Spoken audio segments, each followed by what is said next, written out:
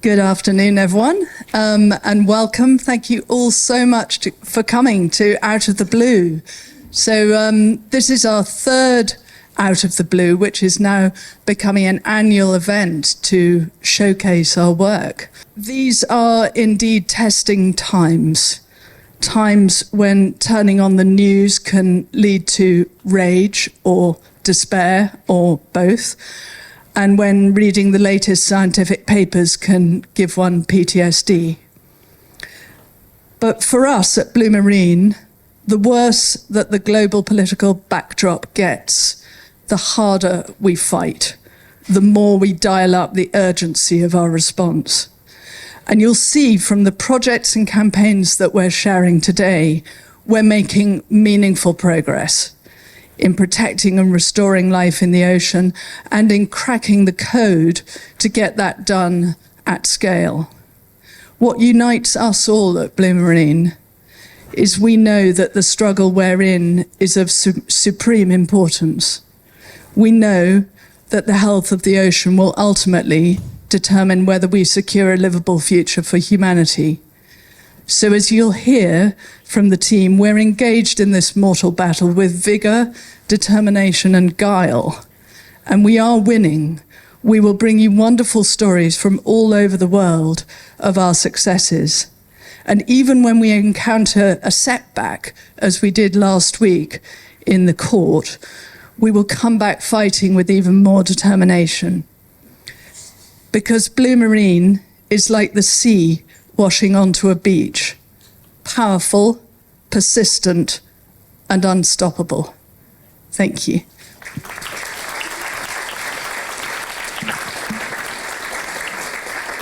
Thanks, Claire. So good to see so many people here.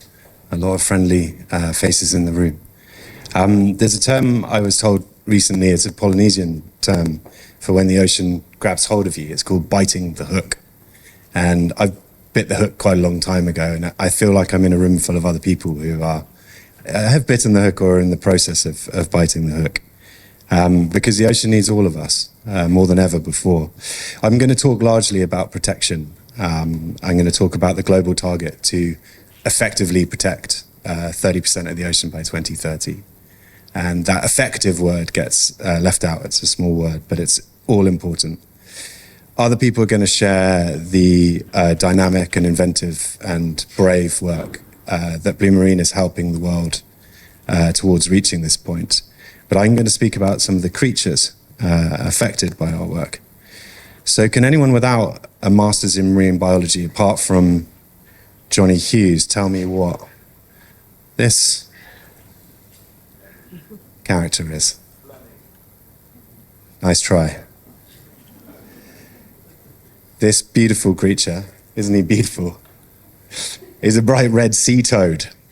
He lives on or near the little lonely seamount that lies between the Juan Fernandez and Desventuradas archipelagos, about 670 kilometers west of Chile. And the research vessel Falkor 2 recently went through this area. And what they found was an extraordinary array of endemic species that were previously unknown to science. And this is just one transit, it's one pass of a research vessel. The community of Juan Fernandez is just 926 people. And they're custodians of some of the largest marine protected areas on Earth. And they want to do more. They want to increase their levels of protection. And they want to establish a corridor between their two archipelagos, recognizing the ancient routes that they used to take between them. And to me, that's quite emblematic. We've been working with the community there for about a year. To me, that's quite emblematic of how Blue's collaborative approach is reaching to and extending to the far corners of the Earth and also to the bottom of the ocean. I didn't draw this. It would be worse if I had. And I haven't made a mistake here. This is a creature that requires us to use our imagination. This is the cross seamount beaked whale, who only ever speaks at night. And because of its great shyness and reclusivity, no human has ever seen it, alive or dead. We've only ever heard its voice in the night. And we're not very good at protecting what we can't see. And unbelievably, 90% of ocean biodiversity has not yet been described. Think about that for a second. 90% of what's out there we don't even know about. So it gives a good kind of indication of where we're at in terms of knowledge about the ocean. In the 60s, humpback whales were almost driven extinct. There were just 5,000 of them left. Because we see them, because they actually leap out of the water, the world came together to protect them. Now they're back at 135,000, almost to their historical level. Last year, we were very lucky to visit the Silver Bank, which is just north of the Dominican Republic. It's a huge reef. Each year, 5,000 humpbacks gather there to give birth and nurse their young. We work closely with the government and a network of young scientists from across the Caribbean to provide the scientific evidence to inform the designation of over 30% of their waters. It was a huge moment for the Caribbean, but also for other islands around the globe. And yeah, it was inspiring to be a part of it. This slide is a bluefin tuna. Some tuna have been recorded traveling through the waters of over 50 countries. Think about that. They're truly global citizens. So you see, if we're trying to protect creatures like that, it's hard to draw lines on maps, country by country. Those just don't work for some of our most important and iconic species. Important because they're incredible, but also important because we rely on them. So we need to think like tuna and sharks to effectively protect them. We need huge transboundary marine protected areas that span the high seas. This tuna, to me, this adventurous tuna traveling around the world, highlights that marine conservation isn't linear. It's messy and complex. And the boxes that we try and put around it are often not really fit for purpose. Charles Clover taught me that, and he was completely right. Charles was closely involved in the successful fight to save the Atlantic bluefin from annihilation. And last year, when I sailed from Cornwall to France, we saw thousands of them. So marine protection works. It's incredibly hopeful, and that hope is powerful. But there's equally powerful forces stacked against us, against this tuna and against all marine species. The high seas are rife with bad practice, bad governance, human rights abuse. It's big industry with big lobbying power. And that's what we're confronting all day, every day at Blue Marine Foundation. It takes a lot of bravery. So finally, in conclusion, we're all sea creatures. The ocean binds us, connects us all. Marine conservation works when we get it right. If you leave the ocean alone, it thrives and we thrive. 99% working in marine conservation is looking at a screen on Zoom. But now and again, we get out of the office. And this is me attempting to join a pod of rough-toothed dolphins in the Canary Islands last year. And they looked at me and shook their heads and dived into the 1,000-meter canyon underneath us. So unbelievably, this is in Europe. This year, France is hosting the United Nations Oceans Conference in June. The pressure's on right now for France to deliver something for the ocean. You know, we've got 5 years left till 2030, and we cannot have more hot air. As Claire said, we're running out of time. This is a very special room. I look around and see enormous bravery and dedication, and the ripples of what we're doing are spreading out and around the world. So thanks to all of you, our supporters and friends. I'll pass on to one of the great heroes of our time, Sylvia Earle, with a quick state of play for 30 by 30. Welcome, friends. I come with an urgent message from the big blue elephant in the room. I've spent most of my life as a marine scientist and conservationist. It's my experience that there's never been a more important time to change the course of history. We're already halfway through the campaign to protect 30% of the ocean by 2030. The clock is ticking. History will judge our success or failure in the greatest call to save nature ever.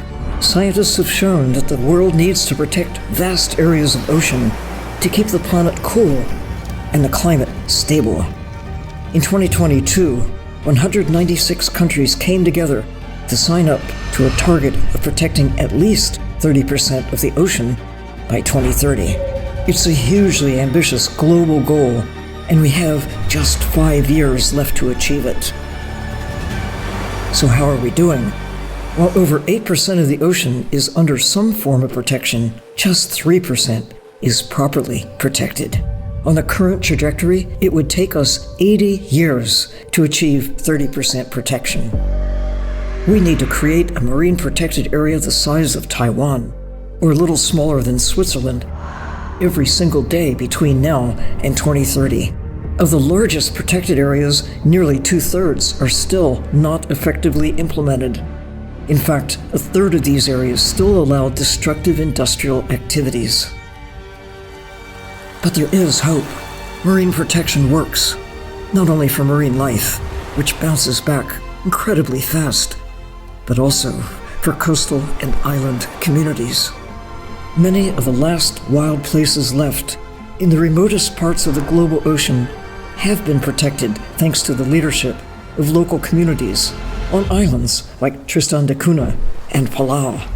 Close to shore, many countries, including Panama and the Dominican Republic, are now taking bold and ambitious steps to designate and implement over 30% of their waters as marine protected areas. Marine reserves, such as Gokova Bay in Turkey and Cabo Polmo in Mexico, demonstrate that marine conservation can work hand in hand with people. Massive transboundary protected areas, such as the Eastern Tropical Pacific Marine Corridor, are a triumph of collaboration. But we need more of them, many more.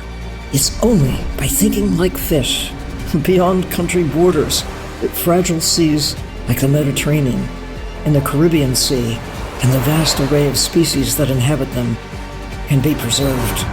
On behalf of the ocean and every living thing in it, supporting every one of us, I therefore issue a plea. We have just 5 years left to meet these urgent targets. The future of the ocean, of the planet, is in our hands. Governments of the world, prime ministers and presidents, environment ministers, civil society, and philanthropy. We must all coordinate to protect at least 30% of the ocean by 2030. We must get this right now. Together, we can protect the ocean and everything in it for future generations, for all of life on Earth.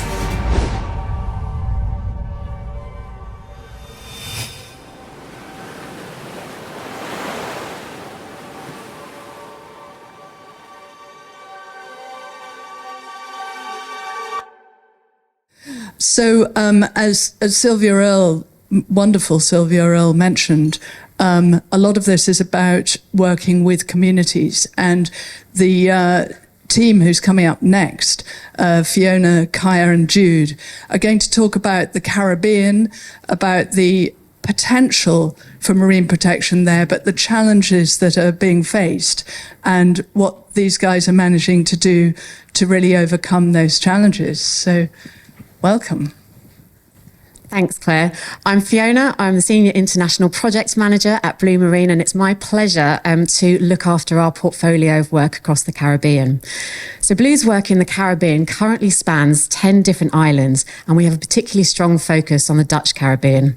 These islands are home to incredible marine life and globally significant ecosystems. Their beautiful coastlines, beaches and coral reefs are the reason that they attract millions of tourists each year. However, as such, their marine environments are under huge amounts of pressure from tourism, coastal development and pollution from land-based activities.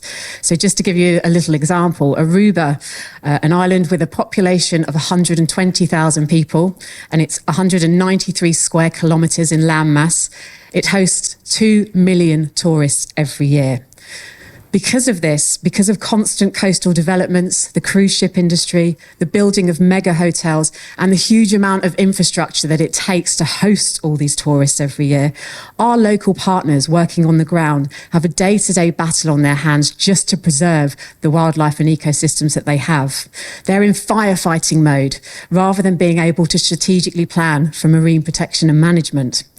So that being said, all 6 islands of the Dutch Caribbean have committed to 30 by 30, and Aruba and Curacao have announced large ambitions to create big offshore marine protected areas. But due to a lack of capacity, a lack of funding, and this being in firefighting mode, these commitments have yet to be realised. So, recognising this challenge, we decided to focus on using economics to unlock the barrier. In Curacao, we've been working really closely with the Ministry of Environment, who asked for Blue Marine's help for them to achieve 30 by 30. They really want to move forward with designating a large-scale offshore marine protected area spanning 9,000 square kilometres, but they don't have the capacity and they don't know how to finance it. And this isn't just Curacao. This is a problem that we're seeing across the Caribbean Sea, this economic deadlock. So with this in mind, we decided to harness the expert knowledge of Blue Marine's economics unit. We undertook an in-depth review of the sustainable financing options for the proposed Curacao Marine Protected Area, which we have presented to the Curacao government. And just 3 weeks ago, we were in Curacao hosting a workshop on the topic of how to sustainably finance marine protected areas in the Caribbean. This workshop was attended by representatives from 10 different islands across the region. It really showed us that there is huge interest and huge opportunity for the sustainable financing of marine protected areas, thinking about the levels of tourism that they have. So over to Kaya to explain a little bit more about the economic side. Thank you very much, Fiona. So as she said, we're trying to use economics to shift the dial in the Caribbean on marine conservation through changing how we value the marine environment and therefore channeling additional funding into marine protection. And we try to do this in 3 key ways. The first being increasing awareness of the value of the marine environment and showing that protection is not always contrary to economic development growth goals. In fact, in small island states like in the Caribbean, it's the opposite. Healthy reefs, mangroves, and fisheries are what underpin economies and livelihoods.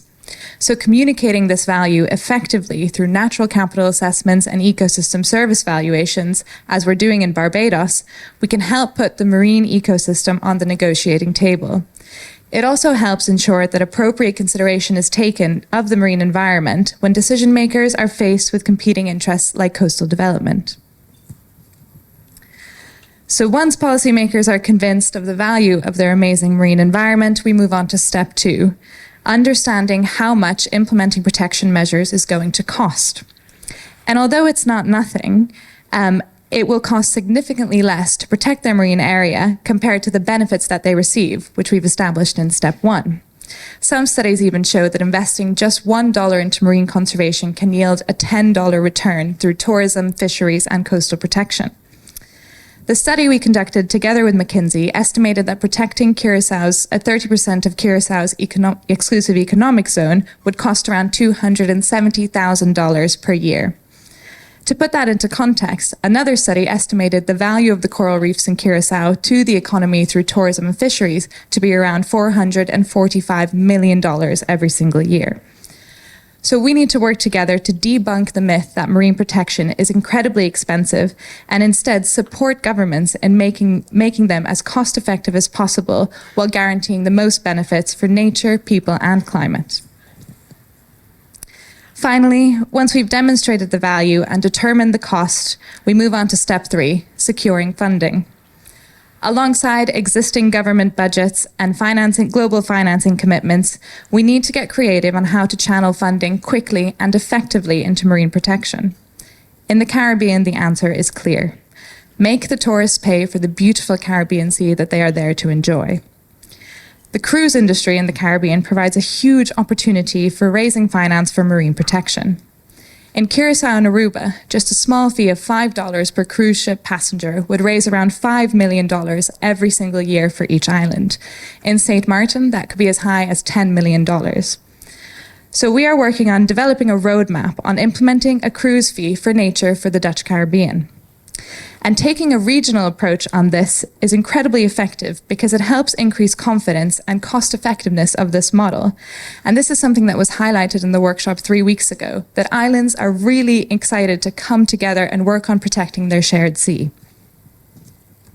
And although it's not the silver bullet, Economics can help evidence, incentivize, and support effective marine conservation. And we hope that by unlocking this specific barrier for the Caribbean, we can push governments to be ambitious and brave in their marine conservation commitments, getting us that bit closer to our 30 by 30 target.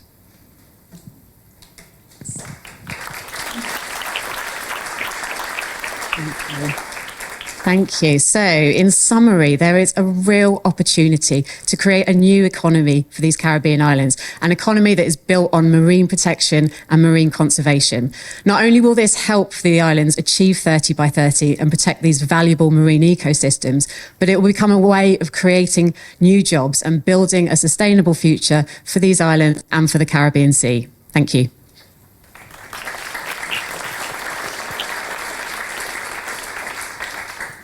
Good afternoon. Hi. St. Vincent and the Grenadines, it's a tropical gem in the heart of the Caribbean. Blue Marine were invited to work here by the Minister of Fisheries, who asked for our technical expertise to provide recommendations to ensure sustainable fisheries management. But how do you provide this advice? It needs to be based on data, including population size, catch limits, biological information about the species, like how old do they get before they reproduce, when is a reproduction period. Therefore, our initial approach to our work in St. Vincent was through our Blue Science team to provide this evidence. Firstly, we need to look at what information is already available. Data collection can be really, really expensive and really, really timely. So here you can see the regionally available data on conch spawning, one of the main fisheries. But you can see that there's no data here on St. Vincent. But we can use the evidence from their nearest neighbour, from Barbados, to propose a closed season for fishing the conch during their critical reproduction months. And this has now been passed into legislation. Historic data also identified previous conch population surveys that had been conducted, which we were able to repeat to give a change over time in the conch population numbers. And also importantly, it allowed us to identify areas where there are a large number of juveniles still remaining, and these conch nursery areas are key for protection of this species. This data was then presented to the government as a government memo to the council, providing the rationale for closing these key nursery areas. But to ensure acceptance and effectiveness of these MPAs, we need fisher buy-in. We have been working with local conch divers, employing them to support us on the dive surveys and to gather the data, and also to join in the discussions about what management will work for them. And we are now employing these fishers here. This is Simple. He joined us on our recent surveys, and also he is out here. This is him on the boat mapping the closed areas for the conch. He's going to be acting as a ranger to continue the monitoring, but also to conduct enforcement, so to ensure that the other fishers respect these areas and don't fish in them. Creating jobs is forming a regeneration generation in St. Vincent. In our final meeting with the Minister, he thanked us for our lengthy commitment to ensuring management is evidence-based, but also to our dedication to offering alternative employment to fishers. And working with fishers has also led to our other major success in St. Vincent. Watching this video shows some nice footage of orcas. I'm afraid it's not going to win any media awards, joking, sorry.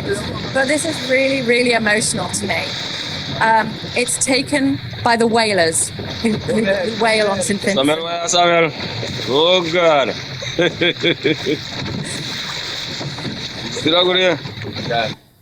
So yeah, this was taken by the whalers on St. Vincent. This pod swam past them the day after they shook on a gentleman's agreement to no longer hunt for killer whales. And they respected this. They let this pod of 8 killer whales swim past their boat in safety.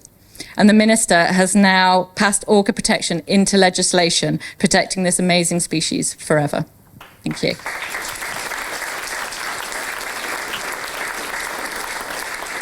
Thank you so much. So that was a fascinating insight into how both science and economics can unlock protection in the Caribbean. When I'm going to move over to Namibia, where education is the key to unlocking government engagement in what needs to be protected. Over to Victoria and Jude. Sorry, me again. 10,000 square kilometres of ocean are designated for protection off the Namibian coastline. The Namibian Island Marine Protected Area, or locally known as the NIMPA, is rich in biodiversity, supporting key seabird and mammal populations, including the critically endangered South African penguin, and you'll hear more about this little critter later. And it's vital for the livelihoods of many coastal fishers, especially the rock lobster fishery. The NIMPA is one of 10 ecologically and biologically significant areas in Namibia, identified for their unique and critical marine life.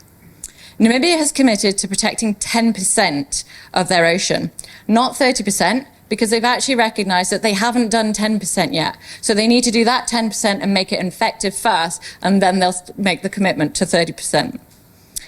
Since NIMPA was gazetted in 2009, lack of staff, funding and a management plan have left it vulnerable to overfishing, mining, pollution and mammal harvesting.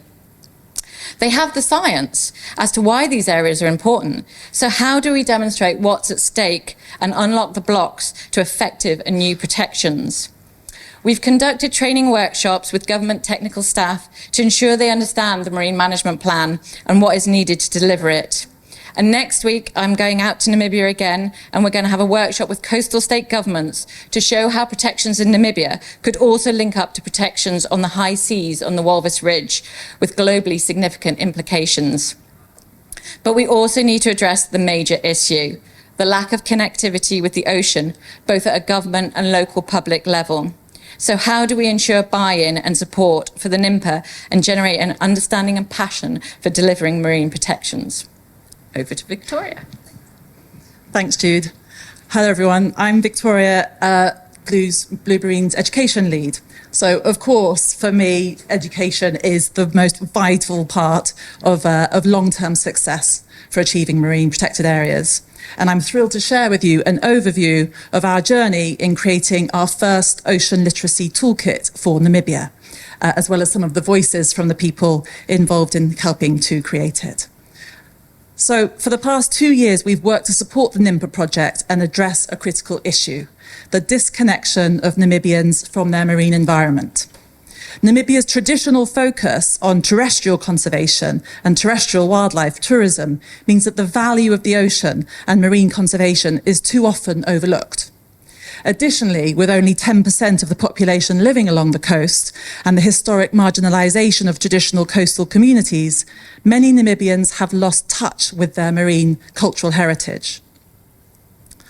So our mission was absolutely clear. We had to foster a love and a pride for the ocean among Namibia's future marine policy makers. Believing that people are more inclined to protect what they love, as well as what they see, as Dan said, we saw the need to shine a light on the rich biodiversity, long-term economic potential, and fascinating cultural heritage of Namibia's coastal regions, islands, and ocean. So, how did we achieve this? We worked with our partners to develop a resource for teachers filled with contextualized marine knowledge connected to their national curriculum. We used UNESCO's 7 ocean literacy principles to frame the toolkit because this recognized framework helped us catch the attention of the Ministry of Education, especially at a time when government seeks to increase the visibility of their engagement with the UN's Sustainable Development Goals. One key case study that we incorporated into the toolkit emphasised the importance of learning about Namibia's marine cultural heritage. And we invited representatives to a workshop from the marginalised Indigenous Tokma community to speak to the teachers about this. So where are we now? We are at the toolkit rollout stage. Very exciting. The National Institute of Education, who also attended our workshop, are recommending the toolkit in their upcoming curriculum review. This will really allow us to scale up the reach of ocean knowledge nationwide. Meanwhile, because we all know that working with government is not always a nimble process, 2 environmental NGOs have already started delivering these lessons and the teacher trainings in schools in Lüderitz using the toolkits. And finally, hopefully, we get to hear firsthand how the last 2 years of toolkit development is already making an impact. Here is a quick insight from one head teacher who was also involved in the development stage. For the past 2 years, it's the first time that I really heard about ocean literacy and also the fundamentals, the principles of ocean literacy. I was born in Ludres, which is an ocean town. I grew up there. I only went for studies. So the goal is to educate myself and to make sure that I give this information to my learners at school level, my colleagues at school level, and also to my immediate community in Ludres. And what's particularly exciting is that based on the success of this education program in Namibia, we've created a step-by-step guide to assist the replication of these toolkits and this approach in Blue Marine's other project locations all around the world. Aptly called BOLTS, Blue Ocean Learning Toolkits, our aim is, of course, to try and secure a connection between people and their oceans. Thank you. Wonderful. Thank you so much. So now we've seen how education and science and economics can work, but what on earth do you do about an intractable problem like Antarctica? Over to Sarah and Max to tell you all about how they're coming at it from a new angle. So I'm going to be telling you about our Antarctica and overcoming the deadlock in marine protection in the Southern Ocean. And this couldn't come at a more timely moment. The Antarctic is warming 3 times faster than anywhere else on the planet. It's crucial for global climate regulation, for determining our global ocean currents. And it's a hugely vital and vulnerable ecosystem. And it's home to some incredible wildlife, as I'm sure you know. Many Antarctic penguin species, many seabird species, seals, sea lions, whales, of course. And all of this wildlife is dependent on this little shrimp-like species, Antarctic krill. And these are found in a huge biomass in the Southern Ocean. And this includes populations of whales that are completely dependent on Antarctic krill to feed. And they migrate to places around the world, like the Pacific Island range states, African Union countries, Latin America. So these krill have a huge importance to global ecosystem health as well as the local environment. And they're being fished at an alarming rate, extracted from the ecosystem by a number of countries. So it's an interesting industry because only a few countries are actually fishing for Antarctic krill.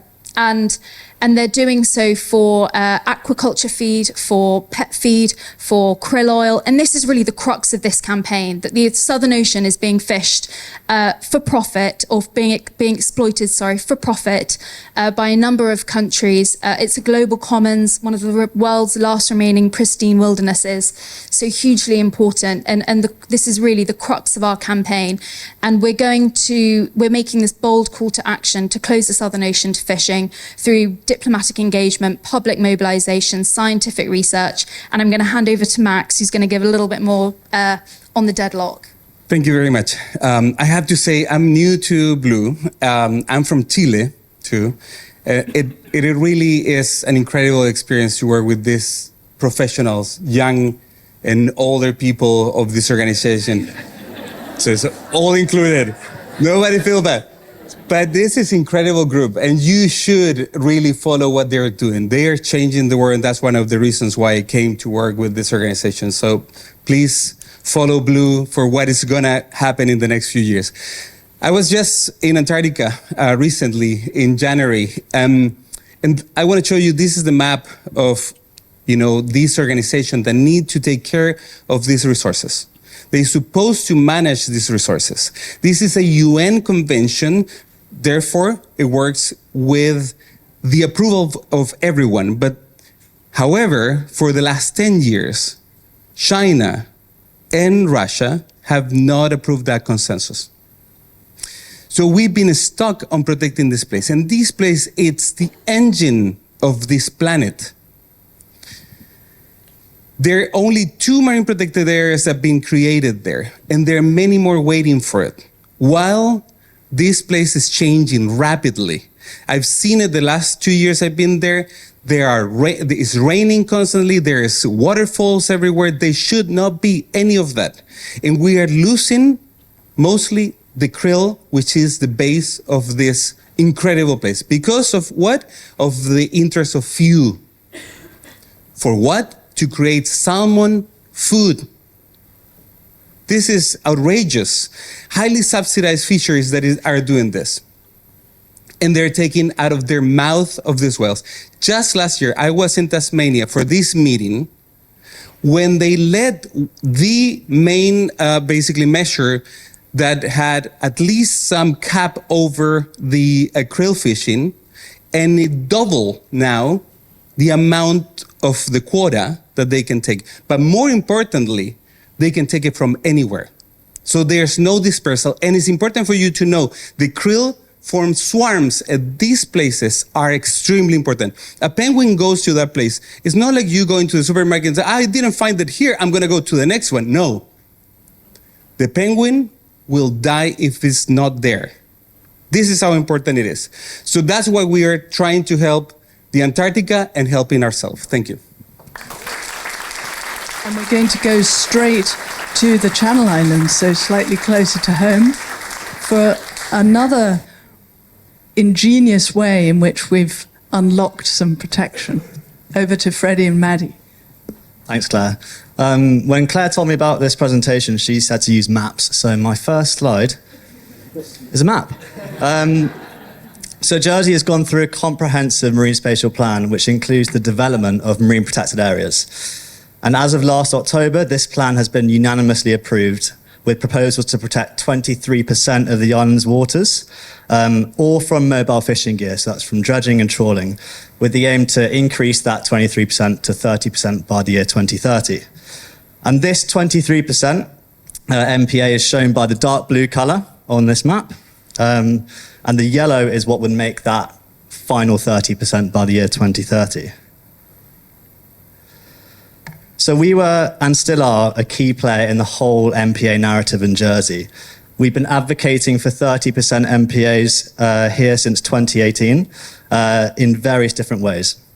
Our biodiversity assessments form the backbone of evidence for MPAs in the Marine Spatial Plan. Our schools education and snorkel trail package and program has reached over 1,000 children on the island, including those of some politicians as well.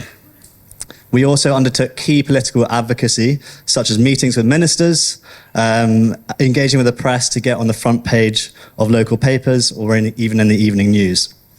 Importantly, without our campaign, the words marine protected areas would have never been mentioned in this specific piece of policy which instructed the development of a marine spatial plan. So this map here. Internationally, only seagrass, salt marsh, and mangroves are recognised as official blue carbon ecosystems. Jersey only has one of these habitats, and that's seagrass.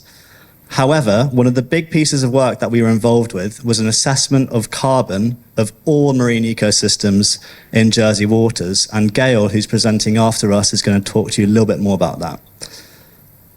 This map shows those blue carbon ecosystems, where the darker areas are the most important ones. And it's these darker areas, these carbon-rich areas, are the ones that helped inform the location of where our marine protected areas are. So I'm going to hand over to Maddie now. Thank you, Freddie. So the Climate Unit has been working with Freddie and the team on this, and the unit exists to prove the value of the ocean as a solution to the climate and biodiversity crisis.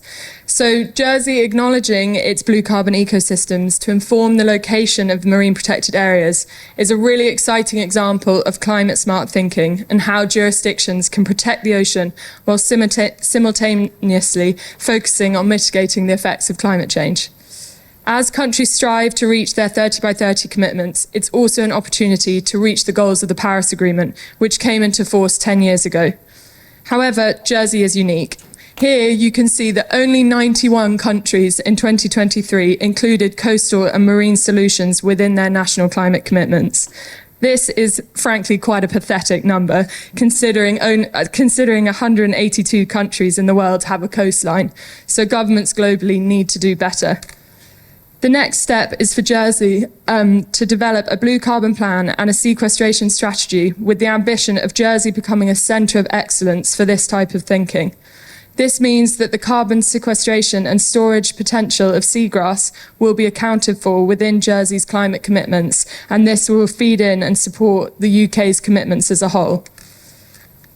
They will also be thinking about the benefits provided by other unique ecosystems, such as sediment and merle. For those of you who don't know what merle is, it's here, and it's some cold water coral, kind of looks like a pink twiglet, but it's really important. And this is highly innovative, as there's currently no international methodology to account for either sediment or merle. So we're aiming to support the Jersey government to continue with these ambitions. And this year marks the halfway point to 2030, as we heard from Dan earlier. We want to see work like this become the norm and not the exception as we look ahead to 2030.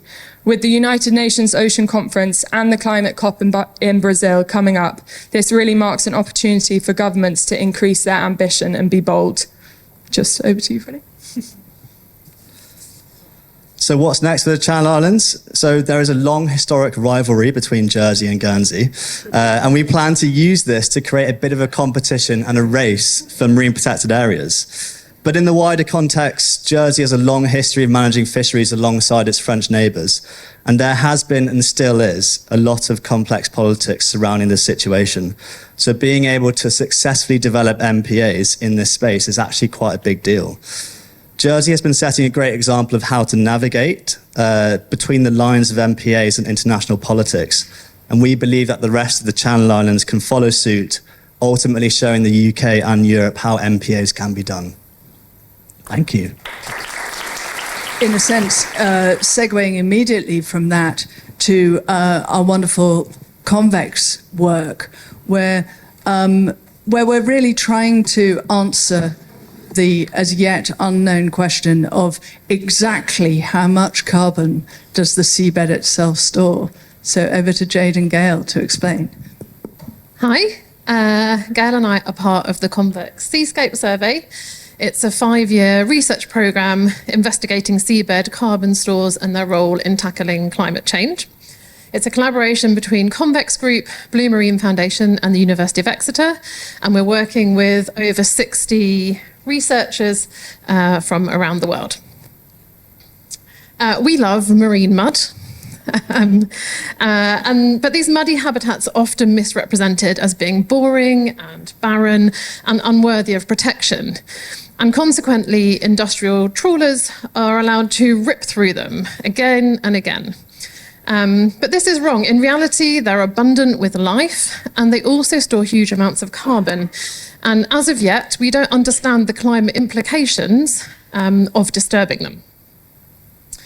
I don't need to tell you that climate change is arguably the biggest challenge that we face, but Mother Nature is doing her best to help us with it. And natural carbon sinks actually absorb around 50% of human emissions, but we've been taking them for granted. In 2023, initial results from a group of international researchers suggested that land-based carbon sinks are actually collapsing. And after droughts and wildfires, forests, plants and soil as a net category absorbed almost no carbon. This sounds really scary, and it is. But at the moment, we think that ocean-based carbon stores may be a little more resilient. And, surprise, the biggest ocean-based carbon stores is marine sediment. So this makes it a huge ally in the fight against climate change. And if properly managed, these habitats could provide 6% of the carbon drawdown needed to slow the rise in global temperatures to 1.5 degrees and preserve a livable planet. And in our efforts to fill knowledge gaps and really understand how the ocean and climate are connected, we hope to be able to fundamentally reassess the value of marine sediment and to be able to put forward new and powerful arguments to increase protection. Gail's going to provide a few more details. Thanks, Jade. Is this on? So, To gather our answers, we need to travel to some unique but representative environments around the globe. So we're going on a few expeditions, and you can see the blue pins are places that we've already visited to collect our data, and the green pins are places that we are planning to go to next. But I just want to focus for a second on our recent trip to the Hauraki Gulf in New Zealand, which is a really great example of somewhere where we're actually able to feed the data into blue carbon strategies on the ground. So we worked with the Conservation Department there to co-design our sampling program so that we could make sure that our data was effectively used as essentially baseline data for areas being proposed as new MPAs. Now, Freddie said I was going to talk about Jersey.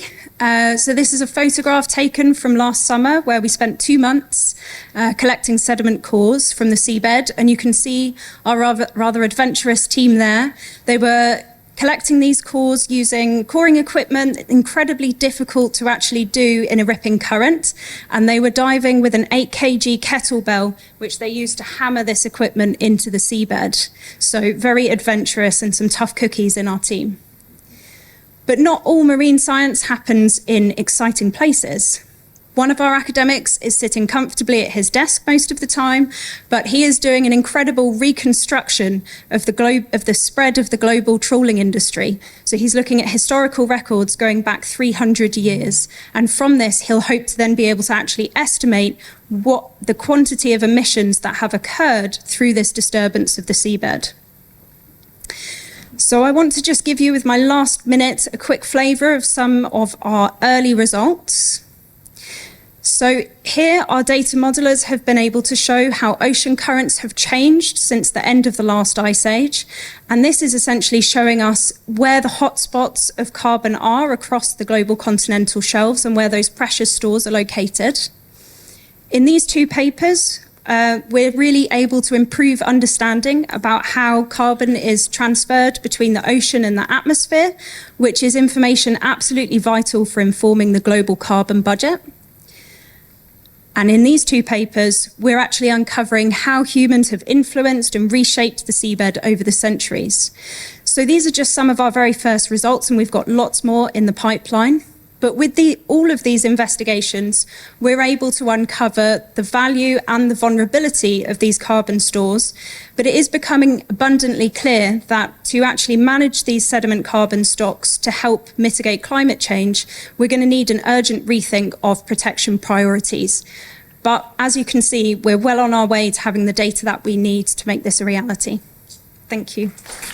Brilliant, guys. Thanks so much. So, your cup of tea is in sight, because this is our last last piece in this section. So back to Jude and over to SJ to tell you some exciting news from Ascension, where they've just been. Yeah, last but not least for protection. So how do you find an 88 square kilometre island, or should I say volcanic rock, in the middle of the Atlantic? Well, not many conservationists would say this, but you use fishing data. So this is a map which shows vessel locations for commercial fishing boats. So the light blue that you can see is where there's really dense fishing occurring.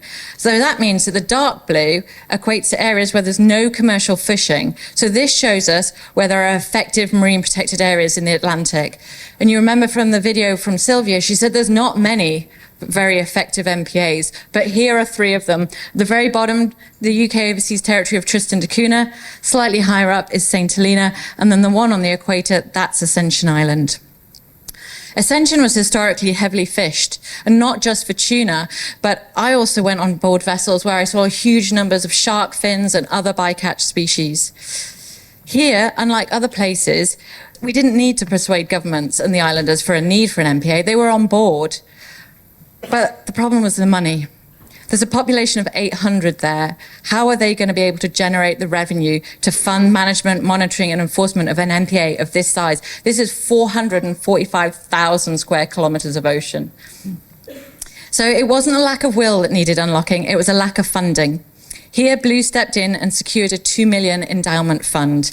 And in addition, alongside a coalition of UK overseas territories, UK NGOs, we advocated for the UK government to set up the Blue Belt programme. And this provides long-term funding for monitoring and managing of the UK overseas territories, MPAs. So I'm now going to hand you to SJ. She's fresh off the plane, and she can tell you exactly why Ascension is just so very special. Thanks, Jude. Hi, everyone. So I've just got back from one of the most effective marine protected areas in the world. We were lucky enough to be there during peak breeding season, and the whole island was literally teeming with life and new life. We saw turtles nesting, land crabs spawning, we saw endemic birds and their fledglings, endemic plants, dolphins, beautiful starry nights in the middle of the Atlantic, and even donkeys and sheep. But the two tours that really stood out for me was seeing the turtles nesting at night and the amazing bird colonies on Ascension. So Ascension has the second largest green turtle population in the Atlantic. And we were there during a bumper year. So they've counted the most amount of female turtles nesting on the beaches this season since records began in the 1970s. The last bumper year was in 2017, not as many as this year, but it's a really encouraging sign that the marine protected area is supporting this endangered species getting back to a healthier population. These pits that you can see in the sand here, a bit like sort of the moon, and it was a bit of an obstacle course to walk over at night, I tell you. But this is where they lay their eggs, and they don't start on Ascension. They make this incredible 1,400-mile journey, catching the South Atlantic currents from their feeding grounds off the coast of Brazil, all the way to Ascension waters, where they'll mate and then lay their eggs. Absolutely amazing journey. It's a 6-month round trip from December through to July, and they don't eat over the whole period. Now, I don't know about you, but I find it hard pushed to go 12 hours fasting, let alone half a year. In the daylight hours, we help with the strandings and raking of the beach. And one morning, we saved 6 female turtles that were properly wedged in the rocks and navigating them back into the waters. And then these tracks that you see here are made by the turtles, and they come up at night to come and lay their eggs. And this is how the interns count the number of turtles on a nightly basis. But in order to get a fresh count, they have to rake by hand in sweltering heat the entire kilometre stretch of beach. And I have to say that was the hardest job I've ever done in my entire life, and I've done some hard manual work, and I've got blisters to prove it. But we did count a staggering 502 turtles from just one night, which was amazing. Swiftly moving on to birds, who are heavily reliant on a healthy ocean. It was remarkable to see such large, healthy bird colonies, which is a true testament to the marine protected area working, as they heavily rely on feeding off small bait fish, which are pushed up to the surface by larger predatory fish like tuna. The numbers weren't always like this. They had an issue with feral cats, which actually isolated them out to Boatswain Bird Island, which is just this volcanic rock sticking out off the coast. But since the successful eradication of cats, the numbers have come back in vast amounts, like this frigate bird, which is endemic, can be found nowhere else in the world, these boobies in the middle, and then the sooty terns. Ascension has the second largest colony of sooty terns. Again, a great indication that the marine protected area is working, as they will feed off the entire exclusive economic zone. But before I hand you back to Jude, I'm just going to show you a really short clip of these sooty terns, which I hope will give you a great sense of what a healthy bird colony looks like and actually how noisy it is.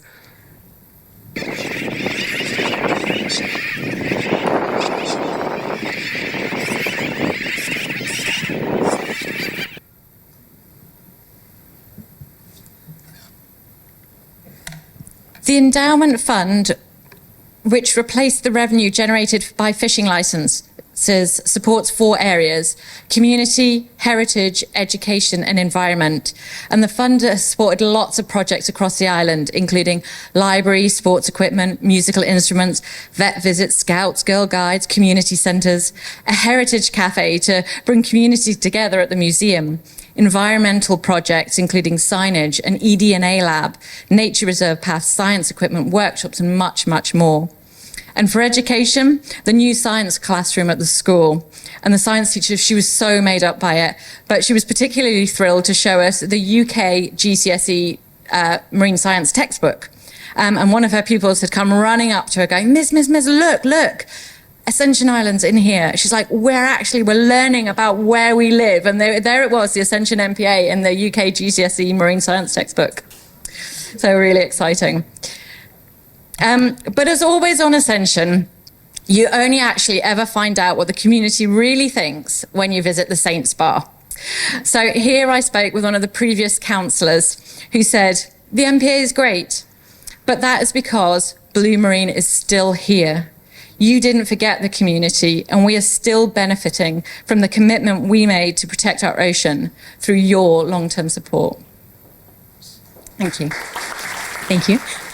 Freddie, you mentioned something interesting, that MPAs wouldn't be within kind of Jersey's policy without Blue Marine's work. So could you expand on that, and also whether that 23% is indeed designated? Yeah, so when I said that, if it weren't for our campaign, we wouldn't have had marine protected areas in policy.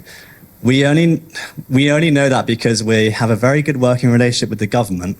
The PhD that we funded, Sam Blompied, she did 4 years of monitoring of biodiversity of MPAs in Jersey, and she now works for the government. So that worked out really well. So we have a great relationship there, not just because of that, but because we work very closely with them. And they unofficially sent us a document we weren't meant to see.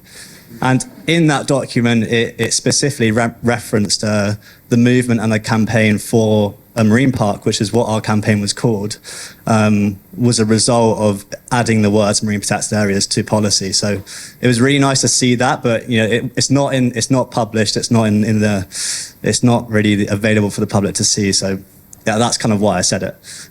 In terms of MPA designation, so the MPAs aren't designated yet, so we're still at 6.5%, but the plan is the government will be releasing a plan in May, which will give us a timeline. So hopefully the next year we'll start to see designation of that 23%. I should explain that Jude was actually the Fisheries and Conservation Officer for the Ascension Island government, and went out in seas that I would not go out in boats that I would not go out in to check on the then commercial fishing fleet that fished in Ascension's waters. But my only question is simply, are we sure there's nobody sneaking in at night? Is it properly enforced? I know there's nothing showing up there, but that is a snapshot of one moment in the year. Is it being attacked, and is it being defended?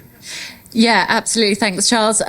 Yeah, that is the beauty of the work that Blue Marine and the Great Blue Ocean Coalition did in getting the Blue Belt funding, because the UK government runs an enforcement unit with the Marine Management Organisation. So they're continually monitoring the UK overseas territories that have committed to having a marine protected area around their waters. So that continual monitoring, that was a snapshot, but they are monitoring it all year round, and they are following up on any incursions that they see, or any vessels that have their AIS on, their signaling system on outside the zone and then turn it off. They will then follow up on that and look to raise that with the flag state of that vessel to find out what happened and get that data. So yeah, but that is very much thanks to the Blue Belt program. Thanks. We have one more question over here. I have a question relating to the Ascension Island. I read that you started your work about a decade ago, so it took around a decade, if I'm not wrong, for the MPA to be a success. Would you forecast the same amount of time for the MPA to be a success in Amorgos, for example? Or is it difficult to tell from place to place?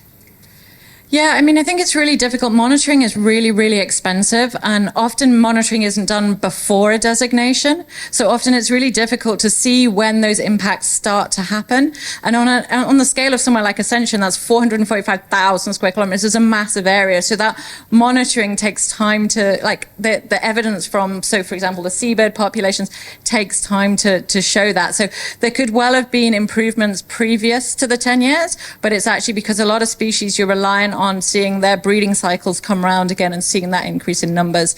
And it's just so different. Every area, every place we work, every MPA we are part of creating is very, very different. The species that live there are different, so the recovery periods are different, because it always depends on how much pressure was there before, how quickly those pressures were removed, are there any other remaining stressors, what species, what are their breeding cycles. So yeah, it's a bit of a long answer, and there's not really a definitive answer, but yeah, it's great when you can see that real evidence that they are working.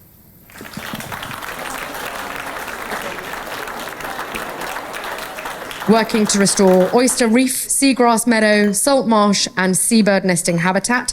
So it's over to Louise to tell you all a little bit more. Thank you, Jo, and hi, everybody.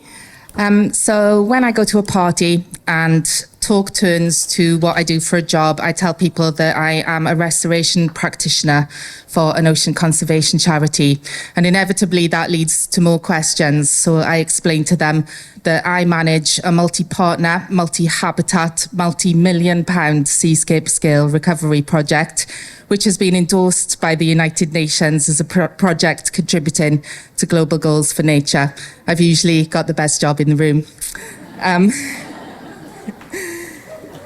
So the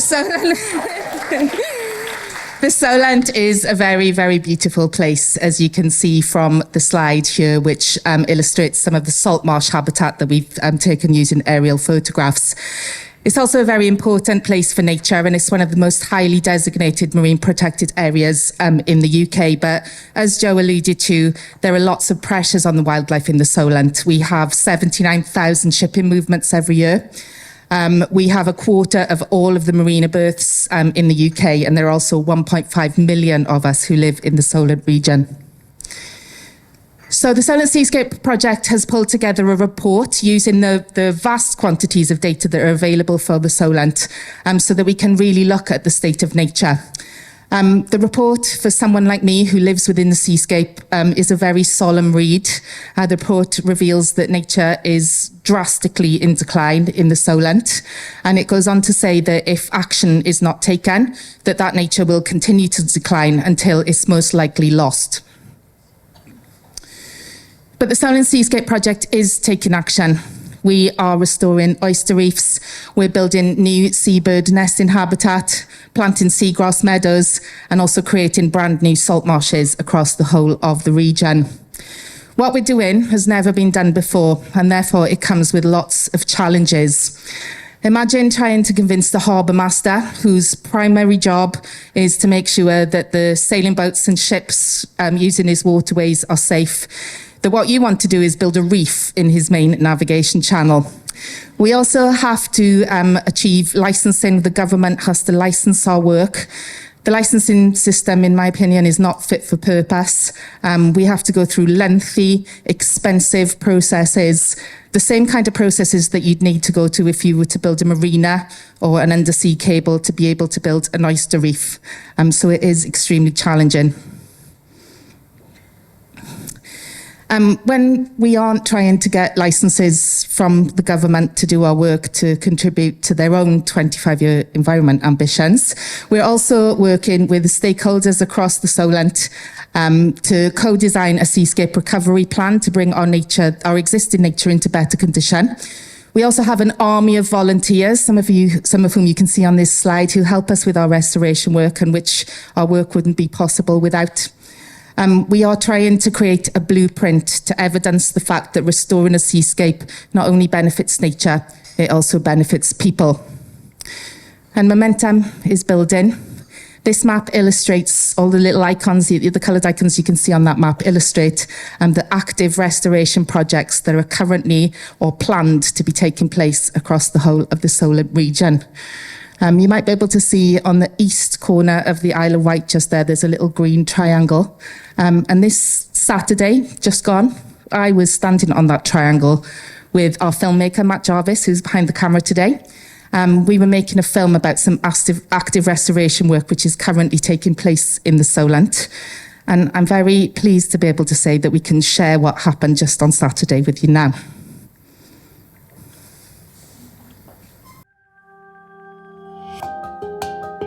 Welcome back to the Solent Seascape Project. So far, we've built oyster reefs, created salt marsh habitat, and restored seabird nesting sites. All of that happened on the other side of the Solent.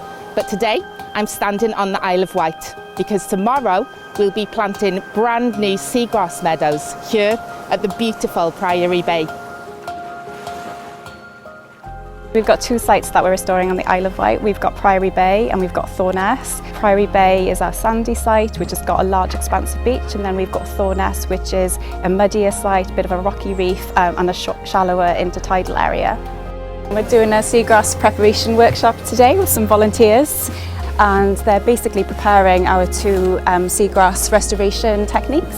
The fragments that wash ashore, we bring them back and essentially fix a Hessian string to the rhizome system, and then attach to the Hessian string a bamboo mossing pin, and essentially that acts as an anchor for us to be able to put pressure on to get it into the sediment when we're planting.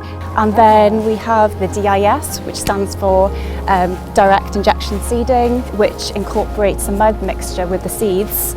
They fill these canisters, and then we directly inject these into the ground in our restoration sites. Being part of making a positive difference for our local environment is amazing.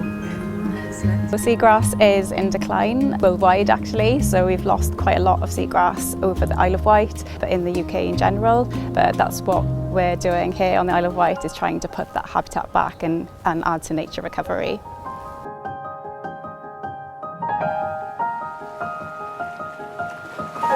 Happening. Yeah, come and see last year's efforts.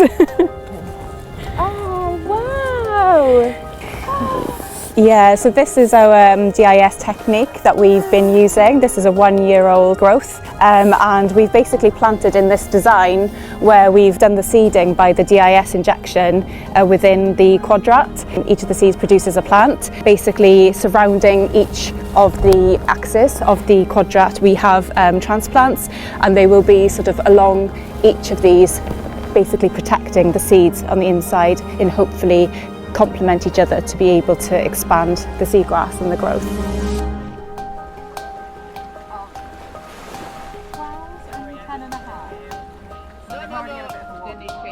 It's been a really good day today, so it's always really super exciting and really rewarding when we try and get those seeds and those plants in the ground, and yeah, it's a great feeling. There is no other planet like ours around. We're unique. We just need to protect it.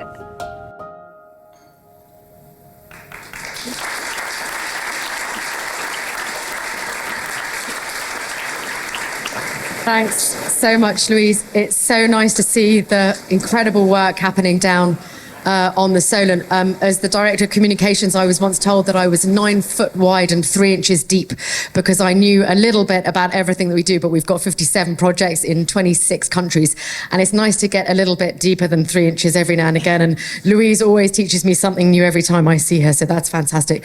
So from a project that's been going for an incredibly long time to something incredibly new, a new venture in Greece. And those of you who were here last year will remember that Angela had just returned from an incredibly exciting UNOC in Athens to report that the Greek government had protected more than 30% of its waters that would be protected from bottom trawling by 2030.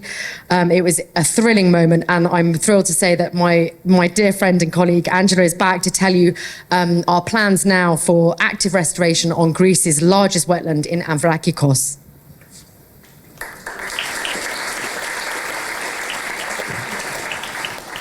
Thank you, Joe. Hello, my name is Angela. I'm the project manager for Blue Marine Foundation in Greece, and I'm very, very proud. No, even more proud. I'm very proud to to announce that our project, Revitalizing Greece's largest wetland, the Amvrakikos Gulf, has been selected as part of the Endangered Landscapes and Seascapes Funding Programme. This is more than just a recognition. This is an opportunity to restore a vital ecosystem, to protect the species that call it home, and to empower the communities that depend on it. The Amvrakikos Gulf is a place of extraordinary natural beauty and ecological significance. It is a vast semi-enclosed bay spanning 400 kilometers in the western part of Greece, and it is home to more than 300 species of birds. It shelters the largest population of the bottlenose dolphin in the Mediterranean. It serves as a critical foraging ground for sea turtles, sharks, and rays.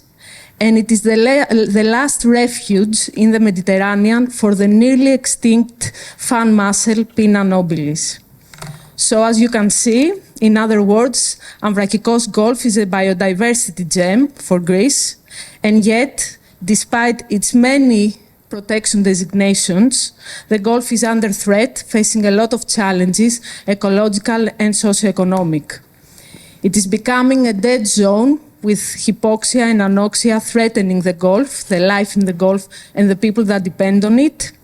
Its waters are deteriorating due to pollution, mostly from agricultural runoff. Habitat destruction and overfishing are stripping the ecosystem of its natural balance, and the lack of proper management, enforcement, and community engagement has left it even more vulnerable. So, if we do nothing, we risk losing this incredible ecosystem. Without active restoration, the Gulf may never recover in time to sustain the biodiversity, livelihoods, and ecological services that depend on them. However, there is hope. Supported by Blue Marine Foundation, a pioneering alliance of national and local organizations is coming together to reconnect nature across the Gulf. With Blue Marine's expertise in seascape restoration, as we heard from Louise earlier, and the support of our Greek partners, we are uniting forces over the next 3 years with the aim to turn the tide. Our mission is clear: restore the critically endangered Pinna nobilis, rebuild seabird nesting habitats, work with farmers to reduce the use of pollutants, crack down on illegal fishing and unsustainable tourism practices, remove abandoned fishing gear, restoring degraded marine habitats, and of course engage local communities, because real change happens when people feel the connection to their environment. This is more than conservation. This is about reviving a lifeline for nature, for biodiversity, and for the people who rely on these waters. Thank you. As you can tell, it takes quite a bit of money, collaboration between very complicated, sometimes partnerships, and it can take some time. So if anybody does have any questions about how we achieve restoration at Blue Marine, please raise your hand. In the meantime, Lou, I know that I have a question because we talked about it being challenging. What have been some of the challenges down at the Solent, and how have you overcome them? Oh, there's so many. I think I mentioned getting licenses from the government to do our work during my talk, and it's truly exasperating. It costs so much money. I'm lucky enough to have a really amazing team behind me who are tenacious and will not stop. But I think, you know, if you looked at community groups having to go through that licensing process, if they wanted to benefit nature, it would simply be impossible. So yeah, I would say government licensing and government policy is our biggest challenge to restoring the Solent. And that time you called me from Wales because the van had broken down. The van does break down too, yeah. Lots of technical hitches. Any questions from the audience back there, please? Hamish? Back? It's a question for both of you, and also a comment in a way. Do you think these major landscape scale projects become more successful over time as communities sort of organically get involved? Therefore, we need to ensure there's long-term financing for this, because they get better as they get bigger and older.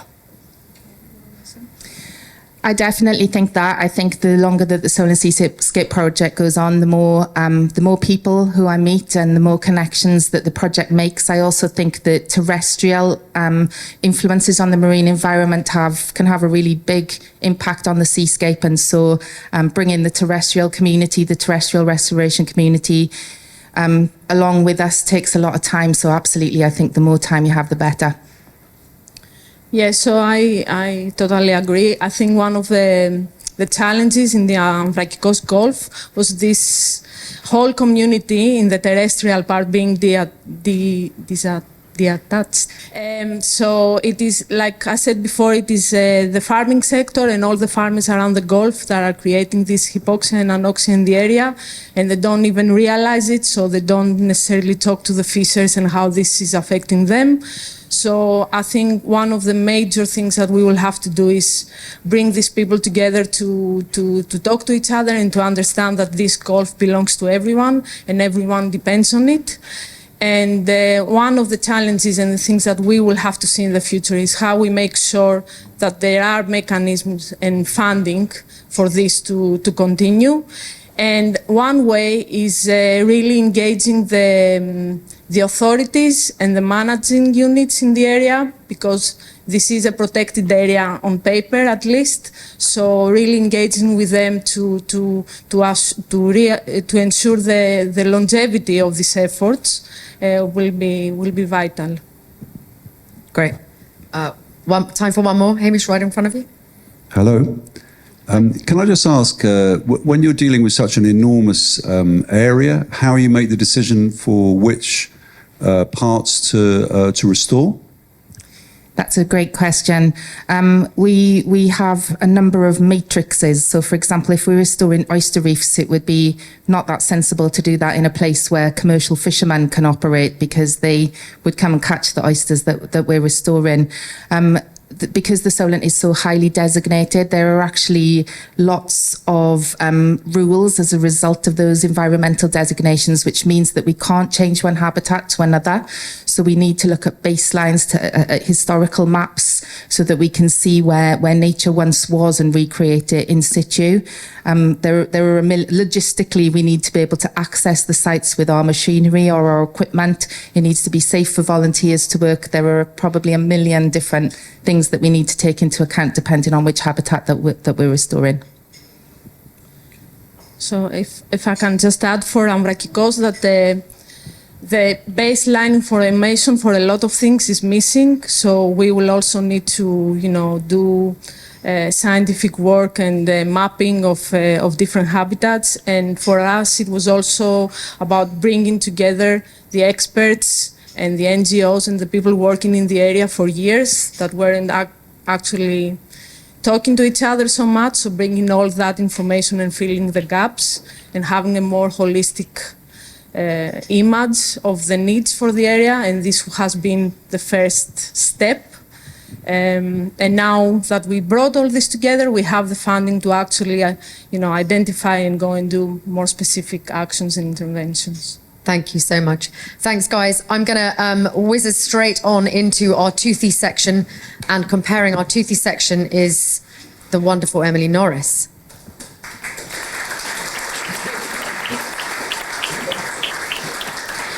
Thanks, Jo, and thanks, Louise and Angela, for those wonderful presentations. So this is our final session, and we're going to discuss how we are tackling some of the most shocking examples of overfishing. We at Blue Marine, we're increasingly not afraid to be bold and to fight back. And we saw earlier how economics, education, climate and science have helped in driving forward protection. Here we are talking about using a combination of law, of policy, media and investigations to take on some of the really big issues. So first, I'd like to hand over to Charles, Tom and Jasmine. Charles, you have been campaigning against overfishing for over 35 years. Why is it now that you felt that you needed to take the UK government to court? Two reasons, really. We have a new post-Brexit fisheries law, which is our own law, so we can't blame anybody else for it. And we're obviously losing fish populations at a fairly staggering rate because they're being overfished. And as a result, we're losing fishing communities, we're losing fishermen. So we are quite concerned about that. And so we have a legal and a sort of media challenge to that state of affairs, the state of our seas. And we've made a little film about it. I don't know how I activate that, which shows you what we're doing. We'll take back control of our waters. We will ensure that we don't see British fishermen unfairly denied access to other waters, and we want to rebuild our fishing industry. We all remember the fishing fleets coming up just here before Brexit to say that they wanted Britain to be an independent coastal state and to manage its own waters. Well, that hasn't turned out very well because we haven't abided by our own laws. Brexit for the fishing industry was a complete failure. Quote, we're going to take back control. And of course we haven't. You know, we're still licensing something like 1,600 or 1,700 European vessels in our waters even now. Some of the factory ships that work here are some of the largest in the world. Fish stocks in my area are practically non-existent. Britain's seas are in a shocking state. We are actually wiping out fish stocks, populations of fish, just so that our commercial fleet can go on fishing. Of the top 10 commercially important species in the UK, 5 of these are overfished or at critically low levels. It's stocks like pollock, cod, mackerel, vital species. Some 54% of the fishing opportunities were allocated above scientific advice.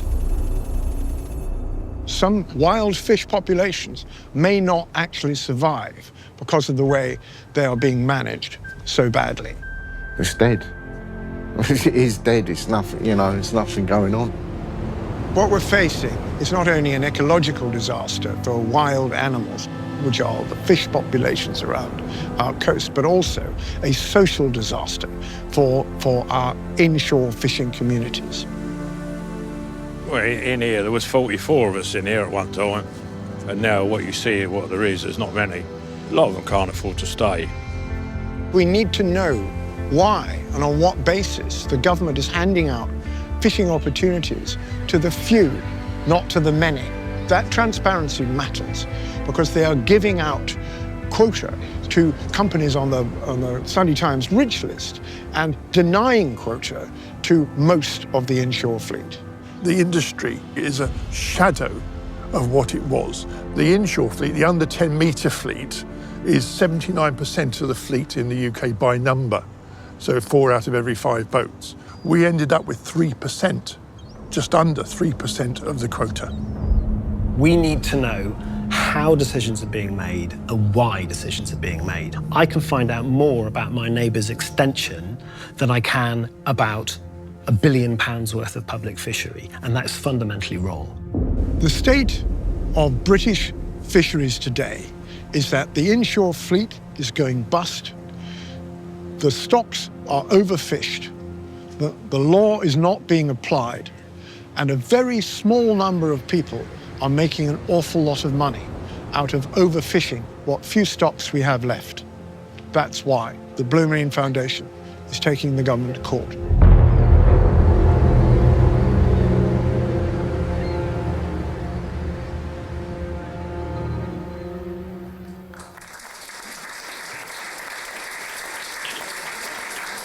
Hannah Peary.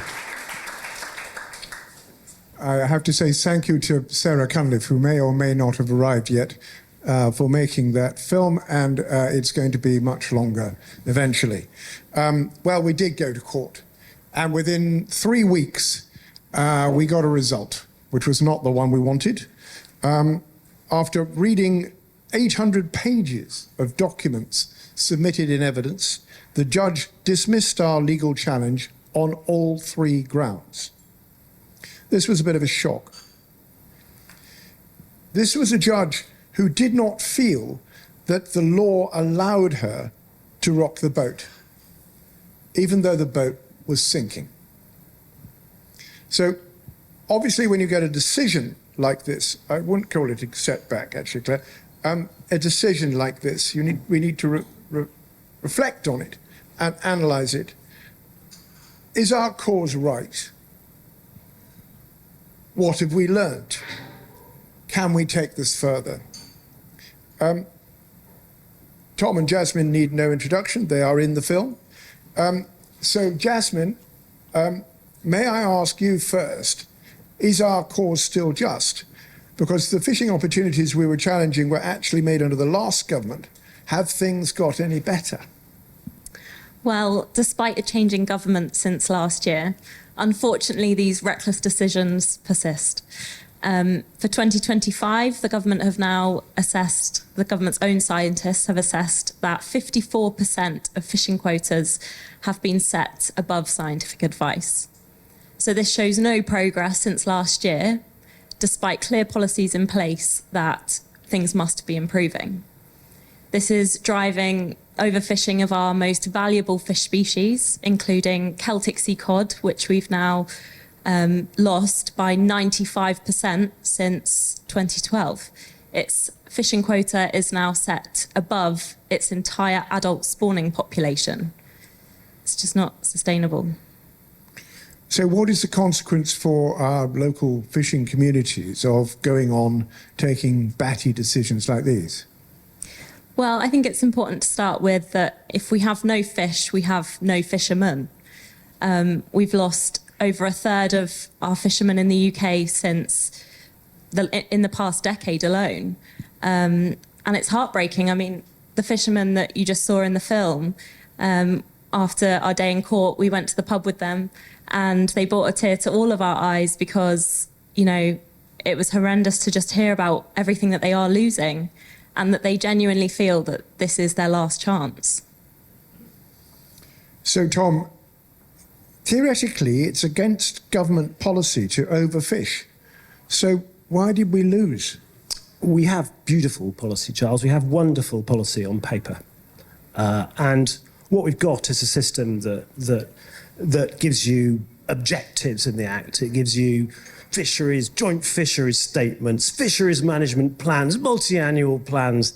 But actually what it does is it squeezes it out over the decision-making process so that when the thing is looked at in the round, you can't challenge any individual. There's no individual responsible for actually catching it out. And for a law to apply, you need the minister to sit there and take accountability. And this was a result that basically said that the minister could just get away with it. The minister had the discretion to make bad decisions. So, I mean, I can't, as it happens, ask Tom what spiky points we're going to take up as a possible appeal, because we haven't even had time yet to speak to our leading counsel and decide whether we've got an appeal. But I think that it's quite important to look into what actually this judicial review process has already achieved, because judicial review isn't always about winning. It's about actually losing is occasionally winning if you're trying to prove that something is bad. So, Tom, what have we learned? Well, to some degree, I mean, as you say, strategic litigation, which is what we're doing here, is about getting a decision and pouncing on it and publicising it. And to a degree, we've got amazing kind of coverage with the help of Ju's media team. It was incredible right the way across the whole spectrum of newspapers. But there's more to it than that. We got disclosed underneath the lid of the decision, which the only way you can do that is through the court disclosure process. And we're still fighting them as to exactly what they would say. But what I can say is that the fishermen you see that is that they have actually suppressed the release of information that we thought we had put into the court. They are still fighting to be secretive about this. Yeah, they are. And the fishermen the fishermen that you saw behind us, their voice doesn't make it through to the end of the chain of the decision-making process. That's what I can say, because I can tell you what's not in it. I can't tell you what is in it. And that's really important, because part of what we're doing here, when you do this kind of thing, you're hitting the system with a stick and finding out what happens. And then we don't just work on our own, we work internally. We work internally with our media unit, our policy unit, our investigations unit. But then we collaborate with fishermen's organisations, and we collaborate internationally as to quite what this means across the piece. So these sorts of systemic litigation pieces are about hitting the system with a stick and finding out what falls out. Well, the big decisions on where we go next have yet to be made. I think we have a meeting at 5 o'clock tomorrow afternoon with leading counsel. So I can't tell you what those are, but what I can tell you is that we will not stop calling out these senseless decisions which are grinding down the fish stocks in our waters and grinding down our fishing communities. We're on it and we will stay on it as long as we can, I assure you. Thank you both.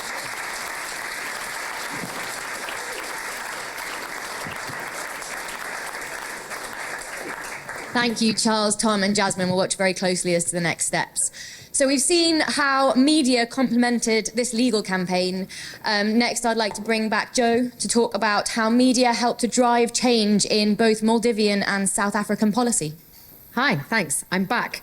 Yes, I love it when we inject a bit of media. Sometimes when we lose, we actually win, and our argument is still heard, and that sometimes is one of the most important things. So I'm going to rattle you through another couple of our media campaigns. Luckily, we don't always lose, and I'm going to take you to some good news right now.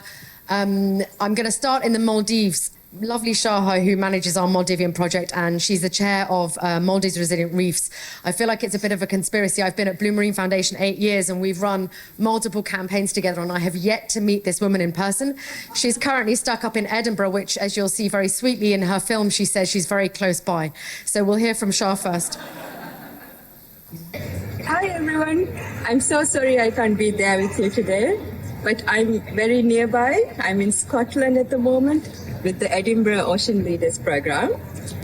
But I just wanted to take a moment to thank the Blue Marine team for all the support they've provided for us over the past few years, from seagrass to vulnerable fish species to sharks. Together, we've managed to increase the ambition for marine protection and maintain crucial protections. Last year, we were able to successfully stop a new regulation that would have reintroduced longline fishing in the Maldives. That new regulation would have also allowed the landing of shark bycatch, de facto opening up shark fisheries in the Maldives. I think the regulation would have been a huge step back in all of the progress we've made over the past few decades.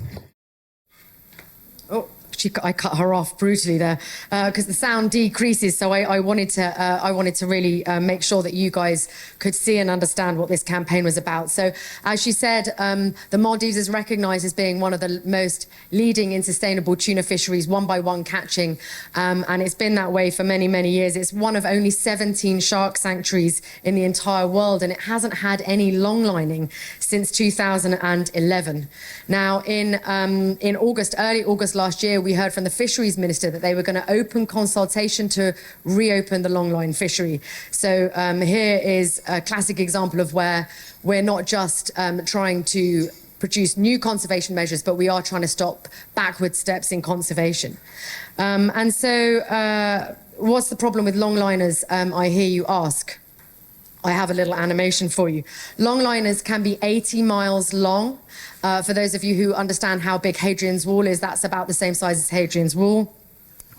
You have baited hooks along the whole thing, and those baited hooks catch often megafauna because they're looking for pelagic tuna, and 1 in 5 animals that they actually catch are bycatch. It's not the target catch, so they then accidentally catch things like dolphins, manta ray, seabirds, and of course sharks. In fact, longlining catches more sharks than any other fishing method on the high seas.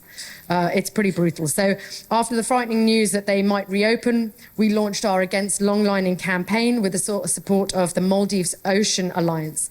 It's a collaboration of 13 NGOs out in the Maldives, but we also had the one by one tuna fishery, the Yellowfin Tuna Fishers Union, on our side to prove that sustainable fisheries really are against this horrendous commercial operation. So we launched a petition with Only One online. We got more than 30,000 signatures. We coordinated an open letter from global scientists that was spearheaded by lovely Professor Callum Roberts, who most of you will know. 177 scientists wrote this open letter to the Maldivian government to really make the case that it would be socially, environmentally and economically dangerous to reopen the longlining fisheries in the Maldives. Our social media campaign was seen more than 8 million times and had the backing of celebrities like Steve Backshall. And under the enormous pressure of this campaign, about 4 weeks later, the government completely reversed their decision and said that they would remain closed to longlining in the Maldives. So it was an enormous win for us. I'm going to take all the credit because Shah's not here. So from one campaign win into another, sometimes it's very hard to make governments and even the public really care very deeply about the marine environment. But sometimes there's one charismatic species that really depends on the ocean's health. Now, my colleagues here are all laughing because up here we have a wonderful penguin. Now, I have a bit of a confession to make, which is, and I feel like this is a safe space, I don't massively love birds, okay? And this in the conservation space is a bit like admitting that you don't like puppies. And a weird thing happens when you admit that you don't like something. All of a sudden, your colleagues start sending you pictures of birds in case the reason that you don't like birds is that you just haven't seen the right one yet. So that happens to me all the time. Feel free to send me pictures of puffins and stuff. I won't change my mind. Anyway, it's actually a story of my rehabilitation because one day my wonderful friend Jude sent me a picture of a South African penguin. And I said, oh God, not another one. And she said, no, this is real. These penguins, these guys need us. And you will have heard earlier that we partnered in South Africa with some incredible organizations. SANCOB and BirdLife South Africa were in the middle of litigation because the South African penguin is at real risk of extinction. And so we mobilised, their litigation was to close 6 areas of marine protected areas because the anchovy and sardines that the penguins rely on were being absolutely depleted by industrial fishing. So the truth is, you'll all see this lovely African elephant and know that really deep down these are endangered. But the truth is that the African penguin is more critically endangered indeed than these beautiful animals. There are fewer than 10,000 breeding pairs left in the world. And so we launched this campaign to help our partners who they couldn't campaign publicly, you know, they're caught in legal proceedings and it does restrict what they're able to say. So we were able to become very vocal on their behalf, and we launched again another brilliant petition with Only One, where over 40,000 people signed. We held events in Cape Town with decision makers, press, local celebrities like Zandy in the middle here. She's a freediving mermaid. She actually calls herself the Blue Mermaid. A fantastic influencer to help get behind our campaign. And of course, the plight really caught the imagination of the media, and this campaign reached a total editorial reach of 2.2 billion and was covered by The Guardian, Forbes and the BBC.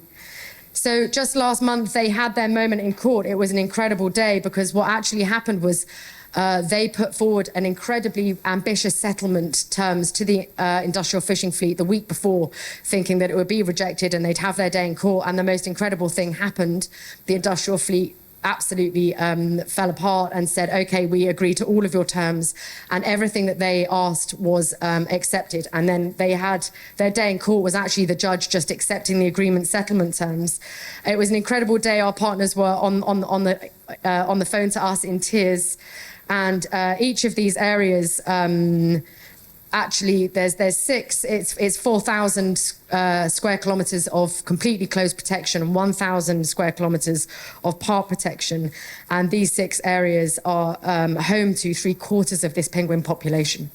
So both of these campaigns, and obviously the legal one that you saw previously, they rely really heavily on our media and press influence to call out bad practice, to stop backward steps, and to really drive change for conservation.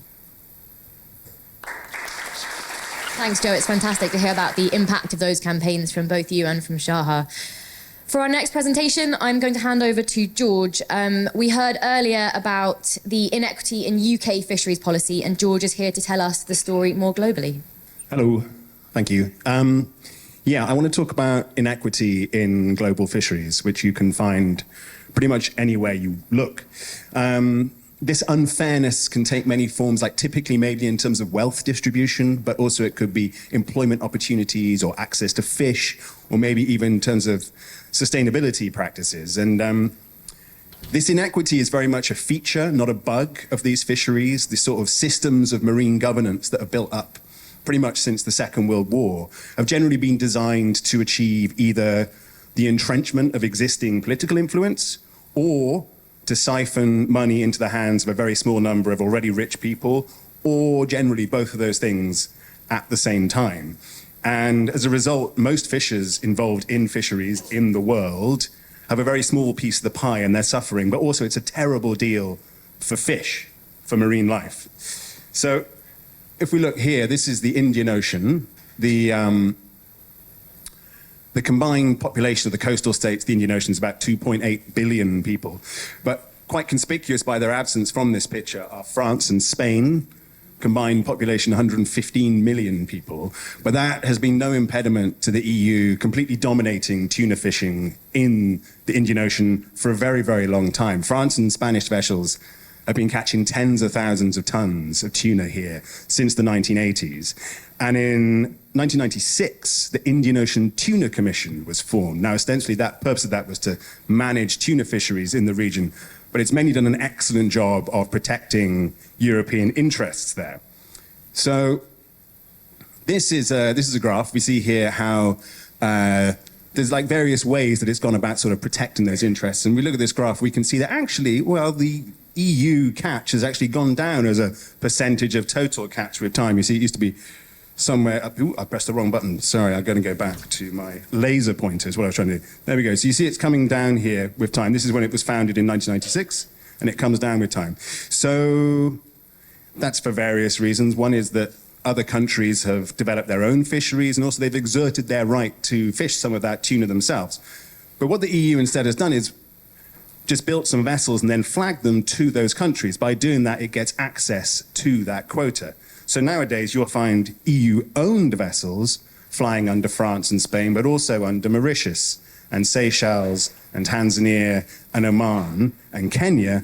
And as a result of that, we find that actually EU catch has been completely consistent the entire time, all the way through that, which is very, very effective for the EU. And as the problem is the Indian Ocean Tuna Commission is not a robust institution. It's not able to deal with powerful countries interacting with small island developing states. It can't deal with that. So this has been able to continue kind of untrammeled. And that's the result is that those coastal populations we were talking about don't have access to this resource. It's being neocolonially extracted by the EU, by France and Spain. And we see this documented again and again and again, examples from Kenya, from Somalia, from the Maldives, where there simply aren't any fish to catch. So if we continue our global tour, we're going to move back to the UK now. And we heard a bit about this earlier, but I'm going to talk about quota distribution in the UK. Now, the quota system was introduced to try and prevent a catching free-for-all. It dictates that you can catch some amount and you can catch another amount, and that way we get a limit on how much is caught in total. But that quota doesn't expire, and it can be traded on a free market. You can buy a quota if someone will sell it to you. And that free market has had some very sort of predictable outcomes. Now, if you want to make big money catching fish in the UK, you need to be catching very, very large amounts of very, very small fish, like mackerel, herring, and blue whiting. This is a mackerel. And if you do that, you could make incredible amounts of money. The profit margins for the companies involved in catching these fish are absolutely astronomical, way above 50% on tens of millions of pounds of turnover. But before anyone here runs out and buys a boat, you also need access to that quota. You need access to the fish. You need quota yourselves. And that's where the problem comes in, because while catching mackerel, herring, and blue whiting last year was worth £370 million, 20 companies own 96% of that value.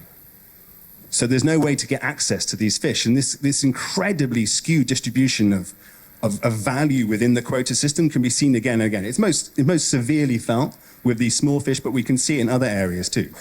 So again, you end up in the UK, even though there are 5,000 vessels, or close to 5,000 vessels on the MMO vessel register, very, very few of them are able to catch these fish. And as a result, we see things that have been mentioned earlier. We basically see the small-scale fishers of this country on their knees. We see reducing numbers, while at the same time, small numbers of people are making unbelievably large amounts of money. And what we're dealing with here is a system. This is not like a rogue vessel acting alone. This is a system level. This is government led. The government runs the quota system. The Indian Ocean Tuna Commission derives its power from the Food and Agriculture Organization, which is run by the UN.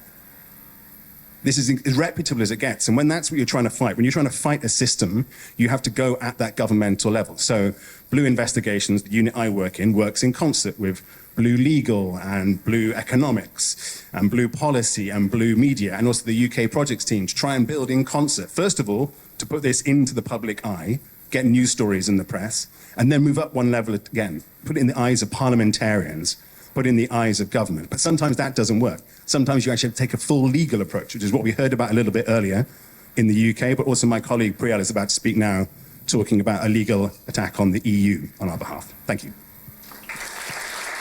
Thank you, George. It's fascinating to hear that both in the UK and globally, some systems are in place that just aren't beneficial and aren't supporting people and the environment. So next, I'd like to bring in Priyal. We've heard about taking governments to court. You and Jess actually took the EU Commission to court. Will you tell us how that went? So yes, today I am going to tell you how and why we took the European Commission before the European Court of Justice a few weeks ago. It all started with this. This is a type of fishing gear known as a fish aggregating device, or for short, a FAD. It is mainly used in tuna fisheries around the world. And here we will be mainly discussing about its use in the Indian Ocean. The structure is composed of a large raft. There are plastic buoys attached to it so that it can float. There are large nets underneath it. And finally, all of them have a tracking device so that the vessels can see where they are. As the name suggests, it mainly aggregates fish. But a FAD is a highly unselective type of gear. It attracts mainly, obviously, the target tuna, but also sharks, turtles, and rays. FADs are environmentally and legally very problematic. In the Indian Ocean, as George said earlier, they are mainly used by the fleets of the European Union, France, and Spain. And once deployed, they are allowed to drift freely with the currents, and they access the coastal states' waters, usually illegally. And when they have attracted the fish from those waters, most of them then come back out, and that's where the vessels cast their large nets around them. Those are the blue dots there on the screen. So when they cast their nets around them, they scoop up all the marine species that have aggregated under there. So the target tuna, but also sharks, rays, and turtles. So now I said that FADs are environmentally problematic. It's firstly because of the overfishing concerns. It was found that more than 90% of one of the overfished tuna species in the Indian Ocean caught in the nets of the EU fleets were in fact juvenile species. So really FADs do contribute to the overfishing issue. Secondly, we'll talk about bycatch. As we see here, sharks and rays, once they are caught and brought onto the vessel, they are often too damaged or often dead before they are thrown back overboard. And finally, there's a massive pollution issue. So tens of thousands of those FADs are never recovered by the vessels that deploy them. They are just not worth the effort. They're just too cheap to replace. So when they are abandoned, they keep attracting fish. This is known as ghost fishing. Some of them will go on to strand on corals and mangroves, and often they end up on the beaches of coastal states, like here in the Seychelles. So as George said earlier, in the 1990s, a regional fisheries management organization was set up. Its aim was to sustainably manage the tuna stocks of the Indian Ocean. Its parties include the coastal states, but also the distant water fishing nations, including the EU and France. This organization adopts resolutions. Resolutions are effectively regional laws. And for years, Blue Marine campaigned for stronger resolutions on FADs. And finally, in February of 2023, you will see up there a resolution that was put on the table by coastal states of the Indian Ocean. And they proposed to manage the DFADs in a very strong manner. Importantly, it included 72 days of a ban on the use of FADs to allow the marine ecosystem to recover. And this resolution received enough votes to be adopted. It was celebrated by NGOs like us and many coastal states of the Indian Ocean. However, Parties can object, and if a resolution obtains 11 objections, it essentially fails. Unfortunately, we saw exactly that happen. 11 objections came in. This was due to the intense lobbying by the EU, which was highly criticized, as we can see on the right here, by some NGOs and the press. And among those 11 objections, obviously, was an objection by the EU. The EU was of course, trying to protect its economic interests, being the largest user of fats in the Indian Ocean. So we were extremely disappointed. These were years of Blue Marine's efforts in the Indian Ocean that had gone to waste. So on that basis, we decided to take legal action.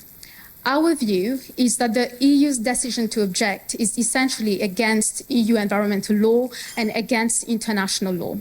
And if we could invalidate one of those 11 objections, we hoped that the resolution would come back to life. So how do we proceed from there? We did not really know.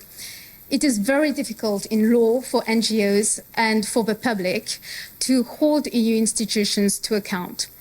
It was even almost impossible for us as a British NGO to take action. But I always say, if there is no way, we will make one. And so we decided to partner with our very good friends there on the top of the screen, Bloom. Bloom is a French NGO. And we initiated a case together before the European Court of Justice. Due to our extensive work in the Indian Ocean, Blue Marine was granted permission by the court to present its legal arguments, and the case was heard just a few weeks ago. We remain hopeful at this stage for a win. And I'd like to say that on the hearing day, 5 judges were appointed to this case instead of the usual 3 because of the complexity and the importance of this case. Besides addressing the FADS issue of the Indian Ocean, this case is vital because it concerns important aspects of EU law, and also it's about access to justice for all environmental NGOs. A positive outcome would bring about 3 main things. Firstly, we hope to revive the failed IOTC, the failed FADS resolution, as I said, but it's also about forcing the EU to consider environmental law when it makes decisions in international forums. And finally, it's also about improving access to justice for us NGOs, but also for the public in environmental matters. So this case has the potential to become a legal precedent, and our team is incredibly proud to have brought international attention to the FADS issue. Thank you. So for our final presentations, we are heading back to UK waters, over to Joe Richards and then to Joe Coombe to talk about how persistence can result in the protection of our inshore waters, and then on to what is next for UK waters. Joe. So this is Eric Smith, a freediver in Sussex and one of Blue Marine's partners in the Sussex Kelp Recovery Project. Eric is 71, and as a child he witnessed the devastating destruction bottom trawling had on the Sussex coast. He saw the seas he loved exploring as a child emptied and destroyed, and these heavy nets have dragged across the seabed, preventing any recovery of kelp and the species that rely on them. And these species include things like seahorses, sharks, rays, seals and cuttlefish. Eric, alongside Blue Marine Foundation, the Sussex Wildlife Trust and the Sussex Inshore Fisheries and Conservation Authority, or Sussex IFCA, were among the few that pushed through a bylaw banning bottom trawling covering over 300 kilometres squared of the Sussex coast back in March 2021, so this sort of pinky brown area here. Just 4 years on, we're starting to see some remarkable signs of recovery, with a number of species starting to bounce back, including things like sand eels, mackerel, mullet, and native oysters. Eric very kindly shared this quote with us after 4 years of the trawl ban, and you can see, as part of this is part of it here, but he also highlighted that he's now seeing mussel beds in areas he's never seen before. They're seeing vast shoals of mackerel back in September, seeing massive bluefin tuna jumping out of the water, and just about on every trip out to sea, he's seeing pods of dolphins. He also highlights the areas that were once barren from trawling are now starting to see signs of kelp recovering. And what he found most satisfying is the return of all life to the rock pools, and actually in turn, kids and their families down there enjoying the coastline again. This is also a quote from one of the other project's great supporters, Sir David Attenborough. He highlights it's a vital win in the fight against biodiversity and climate crisis. And he highlights just how important it is managing this type of activity.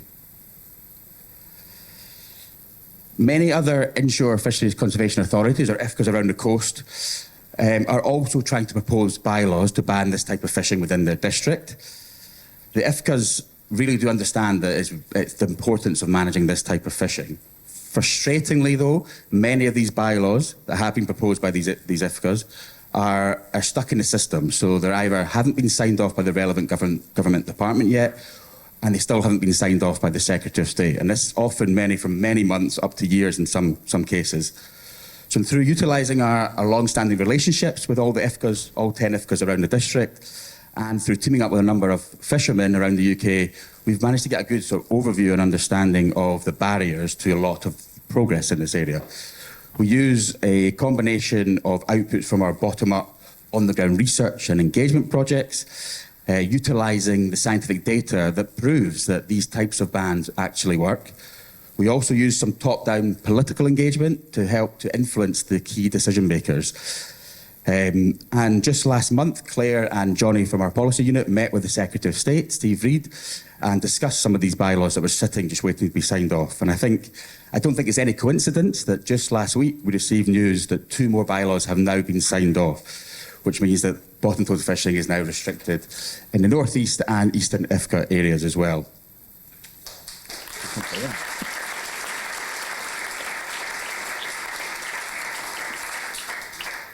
So this really puts England out in front in terms of inshore fisheries management and MPA management. And for this slide here, I just want to focus on the 2 pie charts on the left. So the pink area is the percentage area of seabed within marine protected areas that is not protected from bottom trawled fishing currently. So you can see in the bottom left for England inshore that only 26% is currently protected, but that is without these 2 new bylaws that come through, and there are a number of other bylaws that are just sitting in the system waiting to go through. So we expect this 26% to increase, and to increase quite significantly, and obviously our goal is to get that all blue. Now I want to just go up to the top left to Scotland. Now I couldn't go through a whole presentation without mentioning Scotland, which is where I live, and the majority of my focus and work at Blue is, but essentially we're doing terribly. Like Scotland, 92% of marine protected areas in inshore waters in Scotland are open to this type of fishing activity, which is crazy. So, yeah, when it comes to inshore, I think we know what needs to be done. The government knows what needs to be done. In most of the cases, we've done all the work, or the assessments have been done. The governments have the tools to do what needs to be done. I know there's a lot of to be dones there, but essentially it's simple. The governments need to remove or reduce bottom trawled fishing in inshore waters and our marine protected areas. I'm now going to hand over to Jo to tell you how UK is doing as a whole in terms of MPAs. I hope.